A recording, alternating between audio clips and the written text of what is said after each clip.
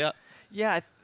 Yeah, for this showdown format, the main idea is just having a way for guys to come travel and just they can get to surf 2 chances to surf at least in great waves. So I mean we saw yesterday pretty fun waves, and today heat started, so we're gonna be watching these guys battle out. Is this Look, first Nick wave? Ormerod paddling into the first one right off the buzzer. Look at that. Nice. Pulls into the barrel. And can he get Wow, out of there? Yes. that was sick. Welcome back, Nicky. That'll really put him in a positive frame of mind. Yeah, And totally. That's a whole different wave than he started his heat yesterday. Yesterday, his first wave he didn't even wow. make. Oh, And you know what? Today it's a different story. He just turned it on and got a sick pit straight off the bat. yeah, great start for Nick Ormerod. I said 30-minute heats today, Jeff. And in the first 30 seconds, you saw Nick Ormerod get a solid score on the board. It's always hard, that first wave of the first heat of the day. The judges sort of don't know how to Totally. scale it. So sometimes it can work for you, sometimes against you. But anyway, what a benchmark to set. Yep, you just set the mark for the day. The judges have to have their work cut out for them. Dropping that first score, they're gonna have to really analyze it and figure out what they're gonna give it. You can see him bottom turning, just stalling there, and look at him just straight up. Thing just bottomed out, squared up the box, living up to its name right there. Just spit him out. Oh my goodness, he's stoked. I mean, whether that's what he was talking about, whether he advances or not, he's stoked to get waves like that today in a contest. And that's what we're here at the box for. That's what this world tour is about. We're going to amazing locations and getting to showcase bodyboarding and just awesome waves where guys are just stoked to just surf and put on a great show. Oh, for sure, Jeff. And sorry we did cut you off, or Nick rudely cut you off there about the format. So again, talk us through it. The concept is you get a couple of chances. Every time we talk it, they're going to catch waves. But up in yellow, that is Ryan Hardy. Wow, that's a deep one. He took off deep to roll out. See, that's what it's all. That's what the judges are looking for. That's the barrel to move out. They've specifically said that, and Ryan Hardy just gave a great, basically a little crash course in how to ride the box right there. Take off deep. Yeah, Get nice shacked indeed. and move out of your wave. Look at how deep he was. That was great. Finds a perfect line there. He knows where to ride, then he gets up high to get out of there. And a nice, powerful turn out of there. As you said, we had the head judge briefing the riders before the competition yesterday, saying that's pretty much a definition of what he said, isn't it? Get deep and do the moves in the critical part of the wave, and nice deep barrels. And that was the criteria. Yep. So it's great. Nick set the benchmark, and then Ryan just kind of stepped it up, and right behind him. This is what Ryan lives for here at the box, like showing up on days like this and just surfing it, probably by himself with a few of his mates. So he's done this, his entire life. So he's right at home out there. He didn't even know he was first heat this morning. Wasn't that right, Greg? No, he was pretty relaxed about it all. We both said, Terry McKenna said, yeah, look, the heat's starting in 15 minutes, and Ryan was, oh, yeah, that's great. Thanks for the information. And it took a pretty solid tap on the shoulder to remind him that he's actually in that first heat. He should get his suit on. So yeah, he kind of thought he was in the second heat, and then all of a sudden he realized, oh, whoa, I'm actually got to go out there right now, which I didn't think phased him because he was just so excited to get out there and get amongst these waves.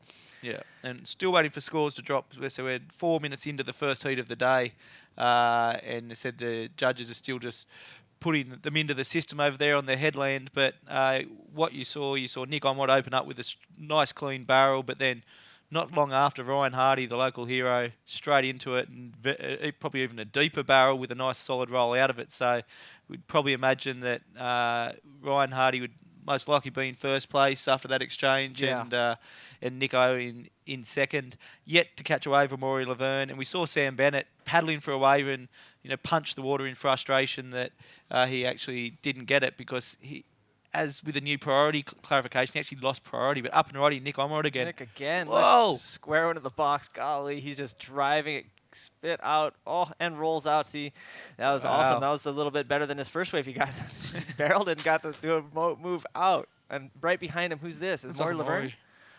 Nice invert. Yeah. Wow. So that was a good start for Amaury's campaign.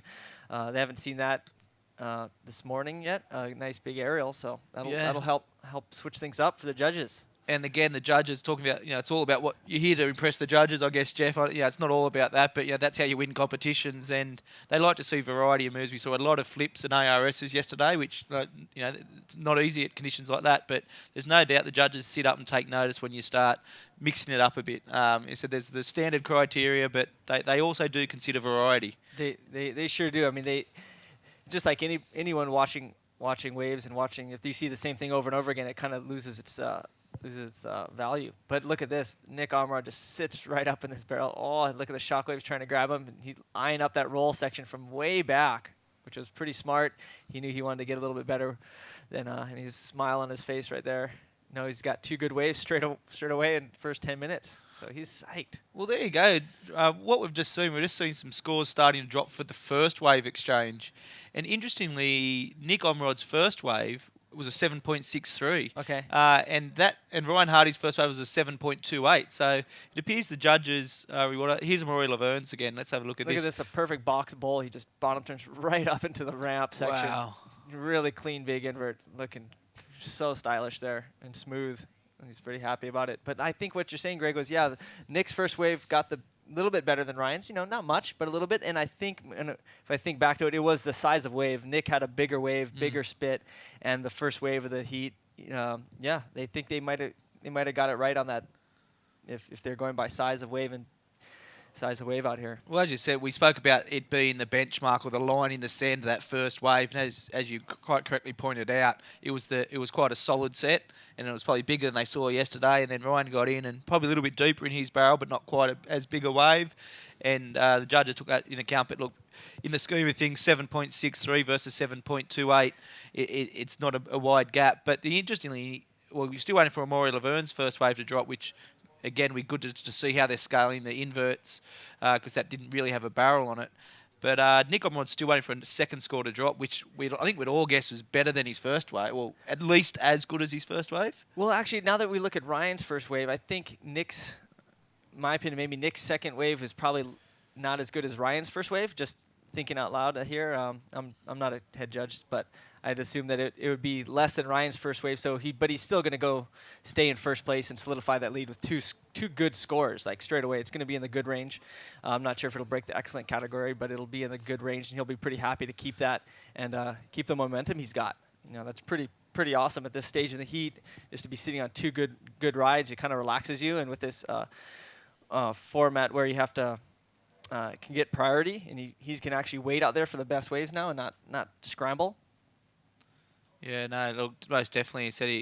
He said yesterday he was surfing with a lot of frustration. Today he's got the positive frame of mind and really came out of the guns firing. But 7.4 for that second wave. So You're there you go. Greg. You're totally right. That was almost as good as his first wave and a little bit better than Ryan's. So maybe it was a bigger wave than Ryan's, or not sure what the judges saw there, but that's a really good score for him, and he's really stoked. There we have on camera, it's Ruben Ray. I was actually from the Canary Islands, and he's talking to him just earlier today. And again, he was pretty excited about the conditions. Surfed amazingly in the trials, and really powerful surfer. And got as they all do over there, got a great style, I believe. And it'll be interesting to see how he goes because that next heat, up and right in again, Nick Ormerod. Nick in 4th priority. I guess this is a smart strategy. If you're in 4th priority, you don't have anything to lose catching a wave. So he's just gonna keep busy, keep warm out there. It's a little chilly with this morning air. The water's really nice and warm, but the air is a little chilly at the moment. So he's probably trying to stay warm and stay active, and just in case he gets that odd little bowl on the inside, he might be able to better score. But like you're saying, Ruben Ray, from the Canary Islands, this guy's really good, and he surfs waves like this all the time at back home, Fronton and Lawentia and Confortal, like heavy right-hand barrels that just slab and spit. So he'll be right at home out there in these conditions, and I think it'll be excited to see. I'm sure he's got a few secret spots. I think he's on from the island of Fortaventura. Oh, wow. So the bubble. There's some pretty amazing waves over there, which they don't share as much as some No. others with the world. But it's a great piece of bodyboarding paradise over there. The whole set of Canary Islands, isn't it? You must. Yeah. It's. What's your take on the whole Canary Islands? It's for bodyboarding. It's almost replaced is the equivalent of the Hawaiian winter. It's Totally, where we go, and it's just an amazing place. Yeah, we go there for December for our last event at Fronton, and everyone stays for a couple weeks, and they're just stoked to get waves because it's so heavy and just really tailor-made for bodyboarding. Just heavy, thick pits, and really explosive. Allows for really explosive riding at all these spots. So, the whole island chain is holding from, every single island that I've heard of. I was holding some good waves, and there we go. Tom Rigby on the front. He doesn't like to be in the camera's eye. But he's having a good old morning, getting ready for his heat, stretching. Look at that stretch. Yeah, Riggy, stretch it up, get psyched. He's heat 3 today. So again, we're in round 2 of the 2012 IBA Box Pro. This is elimination. Jeff, we can't, that they're all pretty relaxed there and having a good laugh, but all the riders who find themselves in round 2, the top 2 riders progress through to round 3. Third and fourth we say goodbye to. So this is the first round where we see elimination in this new format, and so it's all on the line here, and it's just great. We've got good waves for them to evenly match, and hopefully the best riders progress. Yeah, I think so in these conditions. You can look out and you just see lines coming through, and so it's a awesome day here in Western Australia, Margaret River, beautiful place. Days like this, the wine country here and all the beautiful sights. It's awesome to be here scoring waves and yet just cruising around, seeing the scenes. It's really exciting. We've seen that score of Amaury Lavernhe's finally come up on the screen. Wow. There. It's 6.9, so all pretty even. Look at that spread of scores, 6.9 to 7.63. It's a, what was that, 10% differential with a set of 4 scores there. So very evenly matched, but unfortunately, the fellow finalist at Pipeline there with you, Sam Bennett, yet to catch a wave. We saw him punch in the water after not getting. He lost priority early on in the heat, paddling for a wave, but it looks like some sets coming in. I imagine he must be in first or second priority as we speak. Definitely. And let's just wait and see what these waves do, because there are some lines rolling in, and I said Sam Bennett really needs to get one under his belt, just as much for frame of mind as anything else. But this is Ryan Hardy. Ryan Hardy. The box local just driving through a big barrel. Oh, he's not done that yet. There it is, the roll, finishing it off. Driving through, can he kick through that wash? Yep, there it is. He might ride even past that. So that was a good barrel. That was a big one, and he got really spit out and rolled right out of it. I think he's gonna be really happy with that, and that's gonna challenge Nick Ormerod's lead right there. We'll see what the scores come through at, but it's gonna give Nick a good run for that first place spot, and so. But we didn't really expect anything less from local hero Ryan Hardy. Look at him sit deeper than he's so deep. Yeah, wow. Talk us through it. Sorry, Jeff. Oh no, yeah. He just scoops up, just slows down in that big cavern, and he's just looking for the exit right there. It spits, probably blinds him for a little bit, but that local knowledge. Oh, he knew there's a roll section there, and he just did it out of basically sheer willpower. Knew exactly what was happening, even though he had the blinders on with all that white spit all around him. So what he needs to go into first place, he needs a 7.75. So Nick Ormerod's in first place, the wild card from the East Coast, but the man from the West, Ryan Hardy, 32 years of age. He's a big man, isn't he? He's over 6 feet. He's a big man, but doesn't carry a lot of meat on him. He's only 78 kilos, but currently after a slow, not a great campaign at Pipeline. He's in 17th ranking on the tour, but he was a top 3 finisher last year on the World Tour. Where did he finish last year, Jeff? Yeah, I think he finished number 3. Yeah. I'm pretty sure. In contention all the way to the end there, wasn't he? In contention all the way to the end. I mean, he's in, and because of his box win last year, I mean, that's what really put him in contention. He surfed great all year, but, you win an event, and that just helps solidify your campaign for the World Tour. And, this event, I think, he's probably looking for the same result, number 1 finish here at his home break. And he's gunning for it hard. You can just see him out there just pushing it. Yeah, so it's hard to go back to back. You've been fortunate enough to do it with you this year. We're going back to back Pipeline, and again, I guess not a dissimilar scenario to what Ryan. That's your home break, and there's all the added pressure of it being your home break, and then to be a defending champion. It really takes something special. We don't see it happen often. And, all hats and credit to you, Jeff, for achieving that this year. But there's the scores drop in. Yeah, he's got a 7.93. So, yep, he was the best wave of the heat so far. Probably as big as Nick Ormerod's first wave, but he was able to do a roll out of it, which was probably the deciding factor in those extra little points to sneak him up into first place. So that's, real close scores there, 15.21 to 15.03. Ryan Hardy and Nick Ormerod are way out in the lead here. But then again, Sam doesn't have any waves, and Amaury Lavernhe only has 1 wave at a 6.9, and he's right up there in it. If he gets an 8, he'll probably be into first place. Ryan Hardy, just having a little muck around there with the ARS attempt.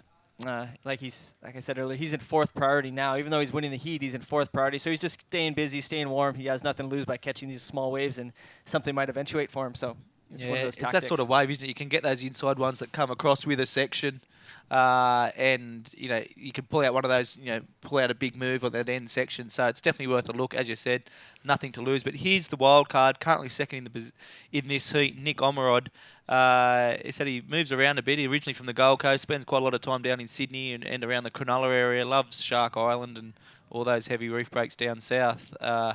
But yeah, he's holding it down at the moment. Second place. He said he had quite a very good run at Pipeline too, didn't he? He was surfing really well. He surfed amazing at Pipeline. He's a really good rider when it comes to these hollow waves. He's got a big frame. He's a big boy, like you saw. So he's really tall. But so when he comes to these big barrels, he can just scoop in and just handle the shock waves, handle the curves, and just really ride through anything the barrel really gives him. So that's what makes him so dangerous in these heavy conditions.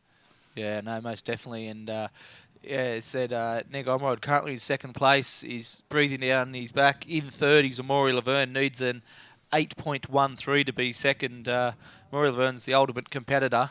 And so I'm sure Nico's not quite relaxed yet. And Sam Bennett yet to get on the board. 15 minutes remain. While we have a lull in the action, let's have a word from our sponsors.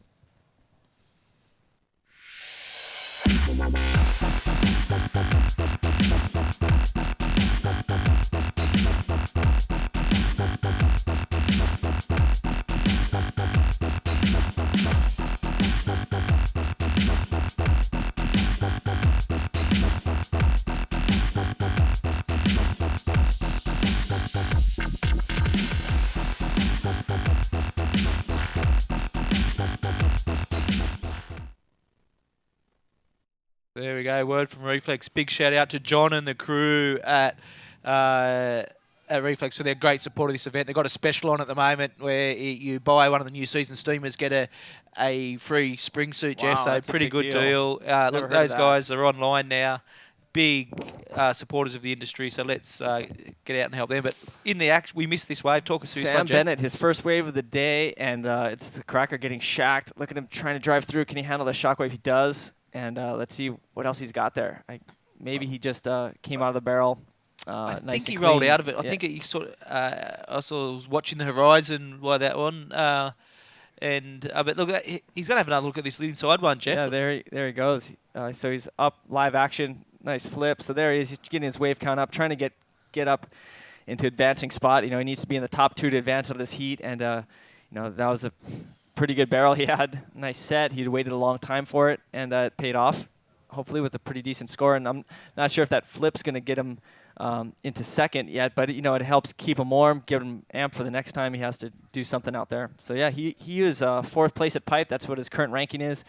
21 years of age, just he surfed about 5 heats at Pipeline in just cranking conditions. Just was pretty much flawless, and he was a definite standout. I mean, obviously he made the final and just put on a great show for everybody, and I think everyone was really excited watching this young guy draw some really nice lines out at the Pipeline. And here he is, doing the same thing at the box. He's probably in 3rd place right now after those two scores, and we'll see if he's able to come back and make it in the top 2 against Nick and Ryan. There's Winnie. He's through to round 3, so he's looking pretty relaxed and on his phone. He's just relaxing. Yeah, he's psyching. He doesn't have to surf for the next couple hours. He's later this afternoon, so he's really enjoying himself this morning watching the action. And here's Sam Bennett. Boom, barrel, spit out. Probably a little. He probably knows it's not going to be much, but getting staying busy. Yeah, like he's in 4th priority, just staying busy. Why not catch those waves? See what happens. But it's a very slow start. First 15 minutes of the heat, Sam Bennett didn't catch a wave. Still waiting for the score to drop on that first wave of his. And it did drop. It was a 6.38 for that barrel. And so now he needs an 8.65 to get through to an advancement position. Here's the last wave he got. I don't think this is an 8.65.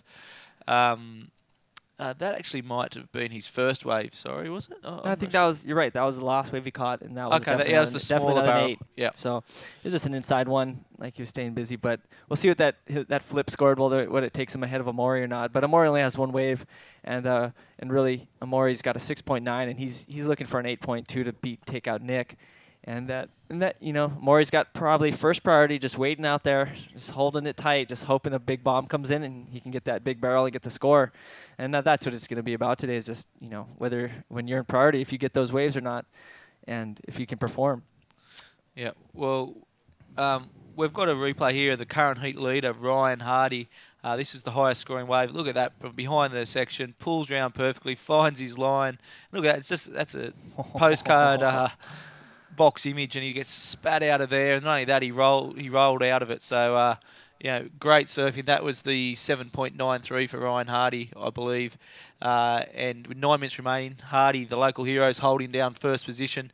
Nick Ormerod in second. Sam Bennett has jumped into third with that second wave, which was a 4.83. So he now needs an 8.65 to jump into second and keep himself alive in this contest. Amaury Lavernhe, again, a little bit quiet, only the one wave. He needs an 8.13, so I imagine, Jeff, his strategy must be he knows what he needs. Yeah. It's going to take one wave. I imagine he's probably sitting on priority. He hasn't caught a wave for a while. So yeah, he's got 8 minutes left. He's Got first priority, you're probably right, and he's 8 minutes left. He's just waiting out there, just, got his hands together, just hoping a wave comes in. We'll see. I mean, I'm sure it's been consistent enough. We've seen some great rides, so we haven't seen anything that 8-point ride yet. So, I mean, he needs an 8, so he's going to have to do something better than what Ryan has been doing, which is the barrel to roll like that last one. So he's going to have to get an even better barrel than that and do an even bigger rollout if he wants to do that, or mix it up with a big maneuver. We saw him do that nice aerial on the first wave, Greg, and that was pretty cool, and it was really clean. So it looks like he'd have to do something even better than that on his next wave if he wants to advance. Yeah, no, definitely. You can see him. I don't know if you can see, that's him in the white jersey. He was trying to keep warm, limbering up the shoulders. One of the fittest guys on tour. He's super fit, super flexible. He's probably getting a bit cold. It's been 20 minutes since he's caught a wave. But here he goes. He's looking at this. He needs, I said, over an 8-point ride. But let's see what he can do, Jeff. He's getting in the barrel. He's getting. The box got him. I mean, that shockwave just came out of nowhere. He was sitting deep and just trying to get as deep as he could. He knew he needed a big score, so he was trying to stay in that barrel as long as possible. But sometimes when you do that, the shockwave just gobbles you up and takes you out. And unfortunately, that happened to him. He knows it. He's not happy with that situation. But the heat's not over. There's probably a little less than 8 minutes left, and Amaury's a seasoned veteran. He is going to be able to rally and see if he can come back and advance still. I mean, Ryan out there checking his watch. You see him just hoping the times when you're in first place, you're just like hoping that time ticks by real quick. And so I'm not sure if they have the scores out there, Greg. Yesterday we didn't have scores when we were in our heat, so we had no idea who was winning, no idea what was going on. So that was even a little bit more nerve-wracking. So I think they might be in that same situation. He's having a look at the inside one. Amaury Lavernhe again needs something big, an 8-point ride. And it's just not working for him today. No. The 2010 world champion sat out there with priority for 15 minutes. He caught a wave, which it was only a 1.75. That other wave he got, which was the incomplete wave, which he got blown out of. And then so now it's all against him. He's got 6.5 minutes to go. He needs an 8-point ride. He's in fourth priority. And you got the mayor of Margaret River sitting on priority out there. I don't think he's going to give it up easily, and neither will Nick Ormerod. No, those guys are pretty smart, tacticians out there. Ryan is going to just milk that priority, and then we still got Sam Bennett, who's has a chance to win this heat, and he's going to make sure he's going to do everything he can to catch that big wave too. So next heat, Mike Stewart, Ruben Ray, Mitch Rollins, and Louis Finnegan. Another just smashing heat. I mean, look at those guys. Mike Stewart off an awesome contest at Pipeline, and Mitch Rollins, pretty much lived here in WA for a while, so he's a really good local to box. And Louis Finnegan, a young up-and-comer from WA, and has just shown how versatile he is in all conditions. Ripping at Pipeline, ripping in the trials, and and out here at Box yesterday, he put on a pretty good show. Just had a tough heat. Yes, he's a real lot of potential in that kid.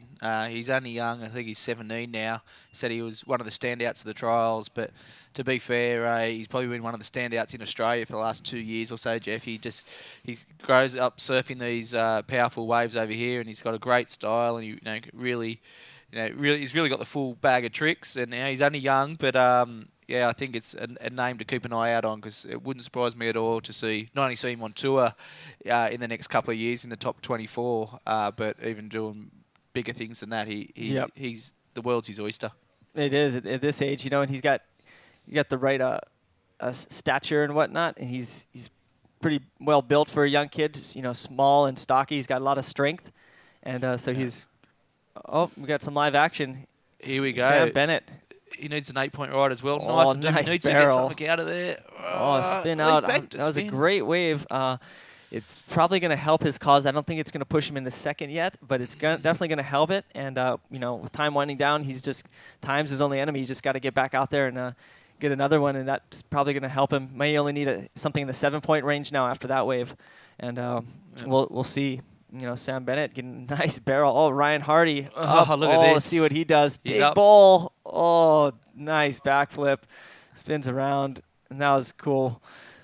That was a really cool wave of Ryan. Nice big move, just textbook. Another textbook ride out of the box. I'm not sure what the judges, if they thought that was a completed maneuver or not, because he kind of landed, the wave just died right around him. But I'm sure he's going to get some scores. May not be a keeper for him, but it was sure fun for us to watch, Greg. Oh, mate, it was great. It was the first sort of big flip we've seen so far today. There was plenty of them yesterday. But he always takes off behind that peak, pulls in. He knows exactly what he's going to do. He's going straight up to that lip.